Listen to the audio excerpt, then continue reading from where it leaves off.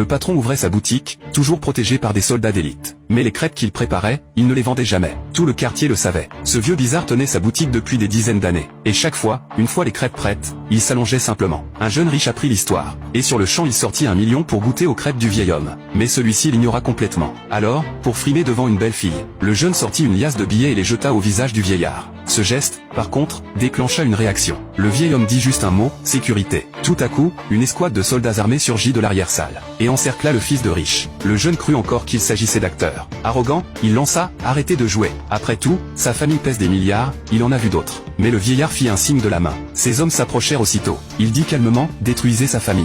Les subordonnés sortirent leur téléphone, puis annoncèrent que sa famille était déjà ruinée. Le jeune ne réalisa pas encore la gravité, jusqu'à ce qu'un appel de la maison arrive. Son père, furieux, cria qu'on n'aurait jamais dû le mettre au monde. Puis, quelques coups de feu. Toute la famille fut massacrée. Le fils de riche était terrifié. Il comprit enfin sur qui il était tombé. Mais il était trop tard pour s'excuser. Le vieil homme allait donner l'ordre de l'abattre, quand soudain une femme en blanc apparut. Dès qu'il entendit sa voix, le vieillard se redressa brusquement. En la voyant, il tomba aussitôt à genoux. Enfin vous êtes revenu. En réalité, toutes ces années à préparer des crêpes, c'était pour attendre ce moment où elle reviendrait les goûter. Pendant ce temps, au plus haut niveau de l'État, des chercheurs remettaient un rapport au président. La Chine avait autrefois vu apparaître une femme mystérieuse. D'après les textes anciens, elle était immortelle. C'est elle qui avait donné à le grand l'artefact pour dompter les eaux, qui participa à la construction des pyramides en Égypte, et guida Colomb lors de ses voyages. Le président, en lisant ce dossier, n'y croyait pas. Mais les chercheurs insistaient. Elle existe vraiment, et elle est toujours vivante. Aussitôt, le président ordonna, retrouvez-la à tout prix, satisfaites toutes ses demandes, et faites d'elle la conseillère suprême du pays.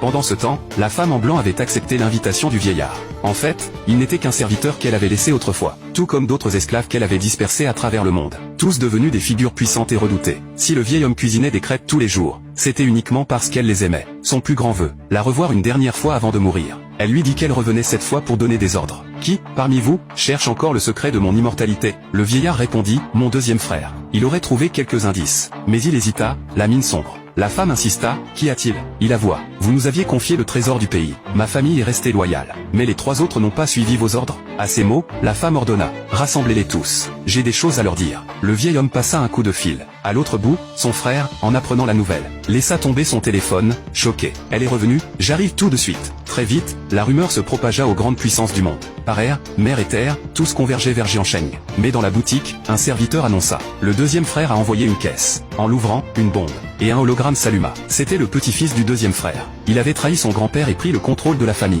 Il déclara avec arrogance, dorénavant, notre clan n'est plus ton esclave. Si tu n'es pas contente, viens me le dire en face. Furieux, le vieillard fracassa le projecteur. Laissez-moi l'effacer tout de suite. Mais la femme calma. Non, j'irai moi-même. Et je veux que tous les autres m'accompagnent. Peu après, une file de voitures de luxe prit la route vers la maison du deuxième frère. À l'entrée, les gardes privés les bloquèrent. Pour entrer, il faut vous agenouiller 3 fois. Le vieillard se tourna vers sa maîtresse. Dans ses yeux, une lueur meurtrière apparut. Alors, le vieillard passa à l'action, massacrant les gardes d'un seul coup. Puis il appela le roi des commandos du pays. Déploie les troupes. Entoure cette maison dans un rayon de 10 km. Pas une mouche ne doit s'échapper. Bientôt, ils entrèrent. Le petit-fils, surpris, demanda à la femme. C'est toi, la fameuse femme dont parlait mon grand-père? Puis, insolent, il osa dire, toi, tu devrais être à moi désormais. La femme le regarda calmement. Sais-tu seulement ce que tu viens de dire? Le vieillard ajouta froidement. Avec tes mots, tu viens de signer ta mort. Personne ne pourra te sauver. Le jeune ricana et fit signe.